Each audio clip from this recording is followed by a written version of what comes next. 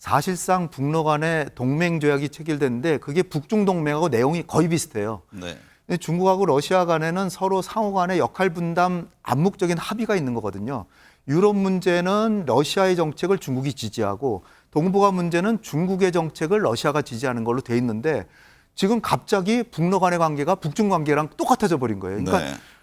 시진핑은 속내가 이거 저 러시아가 우리 합의를 사실상 깨네 막 이런 생각을 갖고 있고요. 자칫해서 북러 간의 관계가 동맹 조약이 강화돼서 연합훈련이라도 하고 하면 중국이라도 나오라 그러면 거기에 가담할 수가 없는 게 네. 이 중국의 입장에서는 북한이나 러시아하고의 교역량보다 미국과의 교역량이 5배 이상 많고요. 그거에 거의 2배가 또 유럽하고 하고 있는데 이들하고 잘 지내야 되거든요. 홍정은 원장님, 북한과 러시아가 정상회담을 열고 새로운 북러 협정을 체결했습니다. 유사시 자동 개입 조항에 관심이 쏠리는데 앞으로 어떤 변화가 생기게 되는 겁니까? 네. 대부분의 러시아 전문가들이 예측했던 게 사실 요번에 틀렸던 것 같아요. 네. 러시아가 전쟁 중이기 때문에 북한하고 실질적으로는 군사협력을 하더라도 이렇게 조약으로까지 군사 동맹 조약을 맺을지는 몰랐는데 제가 살펴보니까 1961년 그 소련과 북한 간에 맺어진 조소 우호 동맹 조약이 있거든요. 네. 그거하고 거의 비슷합니다. 딱 하나 달라진 게 그 침략을 당해서 전쟁이 벌어지면 모든 수단을 가지고 도와주는데 1961년에는 그냥 다른 구절이 없었는데 요번에 구절에는 유엔 헌장 51조와 네. 북한과 러시아의 법에 준해 요 말이 하나만 더 들어간 거예요. 네. 그러니까 국제사회에서 러시아나 북한이나 사실상 지금 불량 국가로 대우받고 있기 때문에 네. 뭔가 합법성을 보여주기 위해서 유엔 헌장 51조를 넣은 것 같아요. 네. 그렇지만은 사실상 그것이 북한이나 러시아나 이 1인 지배 체제에 아 있기 때문에 별 의미가 있는 건 아니거든요. 네. 근데 하여튼 실질적으로 보면은 푸틴이 직접 얘기도 했지만 한국이 뭐 걱정할 필요가 뭐가 있냐. 왜냐하면은 그 침략을 받았을 때 도와준다고 돼 있거든요. 근데 한번 유사시에 그럼 러시아의 군사 개입 가능성도 있게 되는 것 아닙니까? 그러니까 만약에 진짜로 러시아가 개입하고 싶다면 네.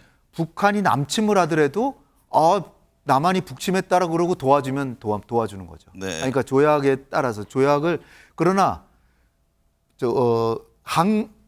북한이 남침했다고 하더라도 러시아가 남한이 북침했다라고 간주하면 도와줄 수도 있고 그러니까요. 거꾸로도 가능하죠. 네. 거꾸로도. 그러니까 북한이 남침했어도 러시아가 그러니까 남한이 북한을 공격했어도 북한이 남한을 공격했다라고 하면서 안 도와줄 수도 있는 거죠. 네.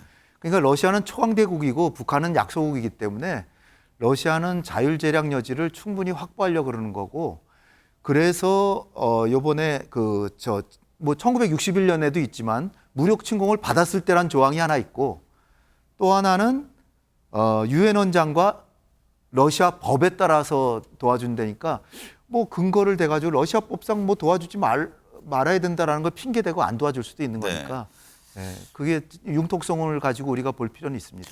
김용현 교수님, 네. 북한이 우크라이나 전쟁에 무기를 제공하고 그 대가로 러시아가 북한에 첨단 기술 등을 이전할 가능성 이것도 지금 거론되잖아요. 네, 그렇습니다. 최첨단 기술 이전 이 문제는 어떻게 보세요? 우리가 이제 가장 우려하는 부분이 이 부분입니다. 네. 미국도 지금 가장 주시하는 것이 이 문제이고요. 그러니까 북한에 대해서 러시아가 줄 수 있는 게 뭐냐라고 하는 건데 결국 최첨단 군사 기술과 관련된 것이다 이렇게 봐야 될 것 같습니다. 네. 예를 들면 군사 정찰 위성 관련된 것도 이번에 이제 북한이 쐈는데 실패했잖아요. 앞으로 두세 번 더 오래 더 쏜다 그러고 네. 그렇게 보면 이제 북한 입장에서는 군사 정찰 위성과 관련된 고급 기술이 굉장히 필요한 부분입니다. 이걸 러시아에서 받을 수 있다 이렇게 볼 수 있을 것 같고 ICBM과 관련돼서도 대기권 재진입과 관련돼서 북한의 기술적인 능력이 좀 떨어지는 부분이 있다 이렇게 보고 있는데 네. 이걸 러시아가 채워줄 수 있다는 것이고 그다음에 이제 핵 추진 잠수함 같은 경우는 북한이 지금 갖고 있지 않습니다. 네.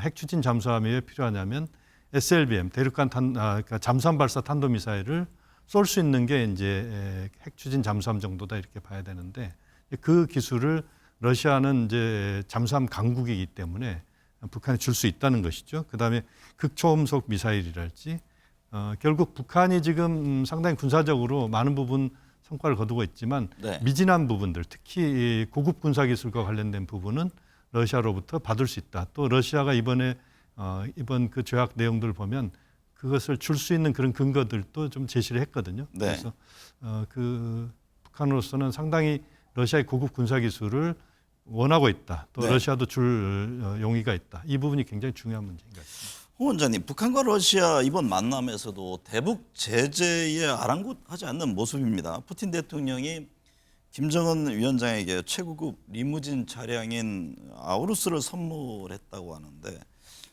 이거 뭘 상징할까? 유엔이나 미국 제재 등에 대해서 별 신경을 안 쓰겠다 이런 어떤 반증인가요?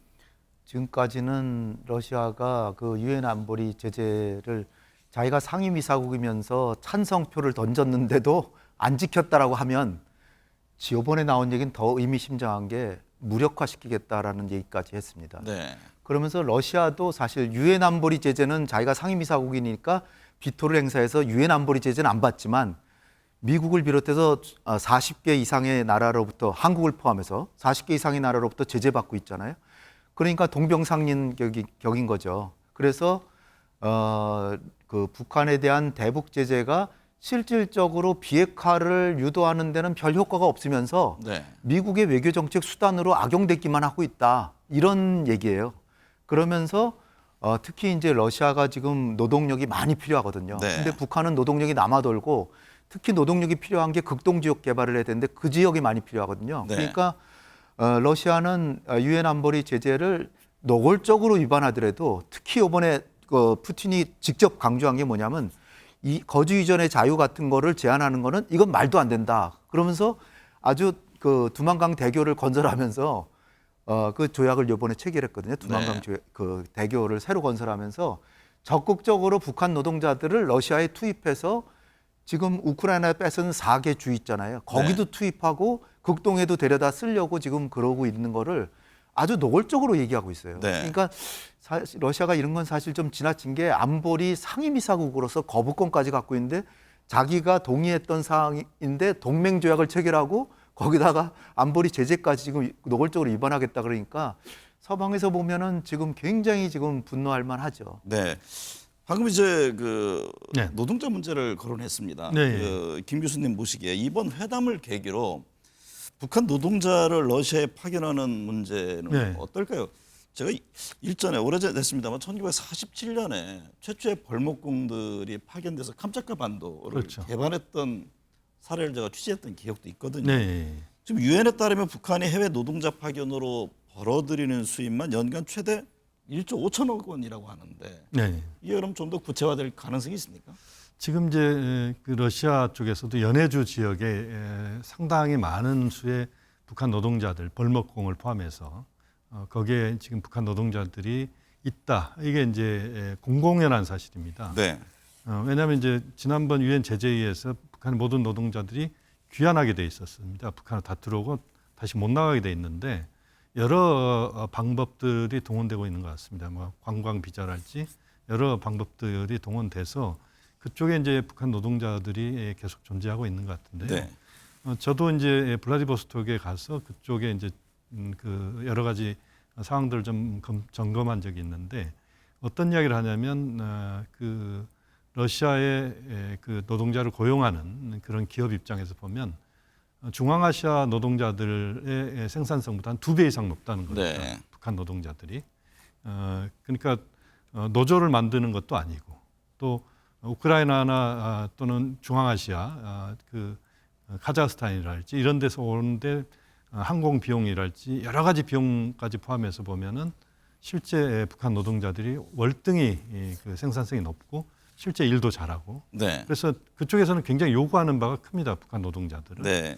그래서 이제 실제 지금 상황에서 보면 이제 북한 노동자들이 계속 러시아로 들어가고 있고 네. 홍 박사님 말씀하신 것처럼 이제 지금 이제 중앙 우크라이나 지역의 재건 관련된 부분에서도 북한 노동자들이 지금 러시아 쪽에 들어갈 수도 있고 네. 그 가능성들이 굉장히 지금 높다 이렇게 봐집니다. 지금 이제 북러 이런 밀착 가운데 18일 한중 외교 안보 대회가 열렸잖아요. 그렇죠. 지금 상황에서는 중국과의 관계가 더욱 중요해진 그런 순간입니까? 그렇죠. 지금 말씀하신 것처럼 지금 이제 북러 간의 긴밀한 협력 관계, 저는 밀월 관계라는 표현까지 쓰고 네. 싶은데요.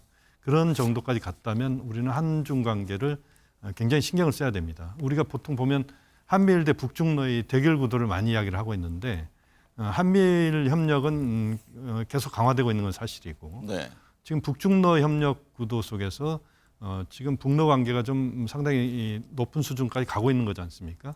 물론 북중 관계도 긴밀하지만 우리 입장에서 보면은 중국이 어떤 식으로든 북한에 대해서 지렛대를 갖고 행사할 수 있는 그런 요소들을 저희가 중국과 협력을 하고 대화를 많이 해서 네. 북한에 대해서 중국이 우리의 입장들이 간접적으로 전달되거나 압박이 가해지거나 하는 것들도 필요하다는 것입니다. 네. 이렇게 보면 한중 협력은 굉장히 중요하다고 봐야 되겠습니다. 홍현희 원장님은 어떻게 보세요? 한중 관계 문제 지금 어쨌든 이번 정부 들어서 냉랭한 그런 상황 이어져 오고 있잖아요. 지금 북러 간의 이 같은 흐름이 전개된다면 우리 정부 입장에서도 중국과의 어떤 좀 더 적극적인 외교적 노력 이게 필요한 상황 아닌가요? 네, 크게 봐서 두 가지인데요. 하나는 우리 정부가 중국이 아무래도 우리보다 국력이 훨씬 세잖아요. 네. 그런데 중국이 사활적인 이익이라고 하는 대만 문제 이런 데 대해서 좀 얘기 안 해도 될 거를 자꾸 언급해가지고 핵심 이익을 자꾸 건드린다. 네. 이게 이제 중국의 입장에서 볼 때는 용납할 수 없는 거고요. 두 번째는 우리 정부가 지금 하는 대북 정책이나 대외 전략 자체가 상당히 편향적이라고 중국은 보는 거죠. 네. 그러니까 대미 대일이 일변도고 일본한테 너무 많이 양보하고 한미일 공조 점점 강해지고 대북 정책도 강경 일변도다고 보는 게 중국으로 봐서는 우리 정부의 정책이 도대체가 동조해주고 싶지 않다는 거죠. 근데 우리 정부는 그걸 보면서 중국이 왜 북한한테 압박도 가하고 제재도 잘 지켜야 되는데 왜 안 지키냐고 거꾸로 또 탓하고 있으니까 네. 이 관계가 좋아질 수가 없는 거예요. 그런데 네. 지금 사실상 북러 간에 동맹 조약이 체결됐는데 그게 북중 동맹하고 내용이 거의 비슷해요. 네. 근데 중국하고 러시아 간에는 서로 상호 간의 역할 분담 암묵적인 합의가 있는 거거든요. 유럽 문제는 러시아의 정책을 중국이 지지하고 동북아 문제는 중국의 정책을 러시아가 지지하는 걸로 돼 있는데 지금 갑자기 북러 간의 관계가 북중 관계랑 똑같아져 버린 거예요. 그러니까 네. 시진핑은 속내가 이거 저 러시아가 우리 합의를 사실상 깨네 막 이런 생각을 갖고 있고요. 자칫해서 북러 간의 관계가 동맹 조약이 강화돼서 연합훈련이다 하고 하면 중국이라도 나오라 그러면 거기에 가담할 수가 없는 게 네. 이 중국의 입장에서는 북한이나 러시아하고의 교역량보다 미국과의 교역량이 5배 이상 많고요. 그거에 거의 2배가 또 유럽하고 하고 있는데 이들하고 잘 지내야 되거든요. 그런데 이게 북중러 삼각관계가 동맹관계로 가면 안 되잖아요. 네. 그러니까 시진핑이나 중국 지도부에서는 지금 상황이 별로 탐탁하지 않은 거라고 보여지고 또 하나는 북러 간의 관계가 굉장히 강화돼서 군사협력이 강화되면 그걸 빌미로 미국의 동북아 군사력이 강화되잖아요. 그럼 바로 중국에 대한 압박이 되잖아요. 네. 그러니까 여러모로 봐서 중국한테는 지금 손해보는 상황이 많거든요. 그렇기 때문에 이런 상황은 중국의 입장에서도 한국과의 관계를 좀 개선해서 이러한 그 긴장 고조 분위기를 완화하려고 하는 정책을 쓰기 십상이니까 네. 우리가 이 기회에 중국과의 관계를 잘해야 되는데 그러려면 적어도 중국의 핵심 이익은 건드리면 안 되죠. 네. 이 점을 착안해야 될 것 같습니다. 최근에 뭐 중국의 고위급 인사들도 속속 한국에 오고 있기도 한다고 하는데 우리 정부는요 북러 군사협력 강화에 반발해서 우크라이나에 대한 무기 지원 재개를 검토한다 그런 입장을 내놨잖아요. 네. 정부 대응은 어떻게 보세요? 그러니까 지금 장호진 안보실장이 얘기한 정확한 멘트는 그 북러 간의 그 관계가 동맹으로 지금 승격했을 뿐 아니라 러시아가 북한에 대해서 정밀 무기를 줄 가능성까지도 푸틴의 입에서 나오고 있으니 네. 그럴 경우에는 우리도 상응해서 우크라이나에 살상 무기도 줄 수 있다. 지금까지는 그냥 인도주의적 지원만 했거든요. 구급차라든지 뭐 지뢰 제거 장비, 긴급 후송 차량, 방탄복 이런 것만 줬는데 이제는 앞으로는 무인 수색 차량, 휴대용 신궁 이게 대공 무기입니다. 그리고 상황에 따라서는 공격용 미사일인 현무 미사일이나 K9 자주포까지도 줄 수 있다. 근데 이것이 오늘 아침에도 장호진 실장이 그 모 방송에 나와가서 얘기한 게 우리가 지금 먼저 주겠다는 건 아니고 러시아가 어떻게 하느냐를 봐서 단계적으로 가겠다는 겁니다.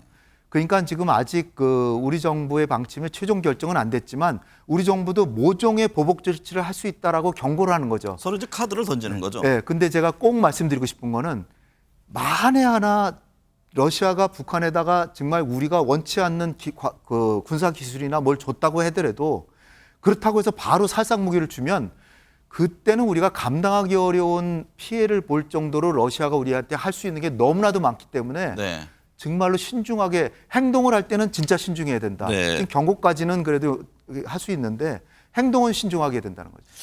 탈북단체 자유북한 운동연합이 대북전단 30만 장을 또 살포했습니다. 네. 북한 김여정 부부장은 하지 않아도 될 일거리가 생길 것이다라고 했는데 북한이 또 어떤 맞대응을 할까요? 지금 어저께 사실 할 수 있었는데 네. 어저께 뭐 비도 오고 바람도 남쪽으로 불지 않기 때문에 안 했다라고 저는 보거든요. 네.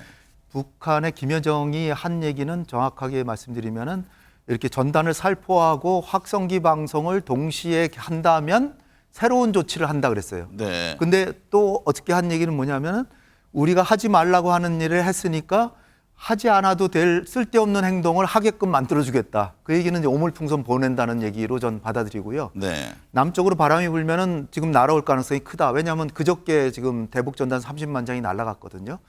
근데 이 대북전단 문제는 저는 이렇게 생각해요. 6.25 때 미군이 40억 장을 북한에 뿌렸거든요. 네. 2차 대전 때 아이젠하워 장군이 히틀러 저 독일 이쪽 진영에 80억 장을 뿌렸습니다. 그러니까 이 전단 살포라는 건 전쟁 행위예요.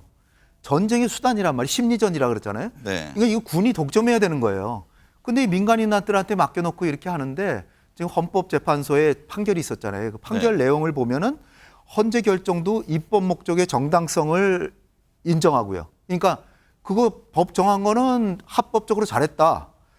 수단도 합법적이다. 그러나 단지 이 표현의 자유가 있는데 대북전단을 살포한 사람을 형사처벌하는 건 과하다. 네. 그래서 위헌 판결을 내린 거거든요. 네. 따라서 이 헌재의 판결도 막아야 된다는 얘기를 하고 있어요. 그다음에 또 헌재뿐 아니라 대법원 판결이 2016년 2월 25일에 나온 대법원 판결을 보면 대북전단 살포와 북한의 남한에 대한 위해행위의 연관성이 인정된다라고 했거든요. 네. 그 얘기는 뭐냐면은 우리 정부가 이게 여러 가지 수단이 있거든요. 무슨 뭐 대북 뭐 기구 안전관리법이라든지 뭐 공유 수명 관리법, 뭐 환경법 한 법이 10개 정도 됩니다. 그 경찰관 직무법 등등 해서 이걸 인용해서 막으려면 얼마든지 막는데 반드시 저는 막아야 된다라고 봅니다. 네. 아니면 국회가 빨리 법을 대북전단 살포 통제법을 만들어서 정부로 하여금 그런 행동을 하라라고 해줘야 된다라고 저는 생각합니다. 네.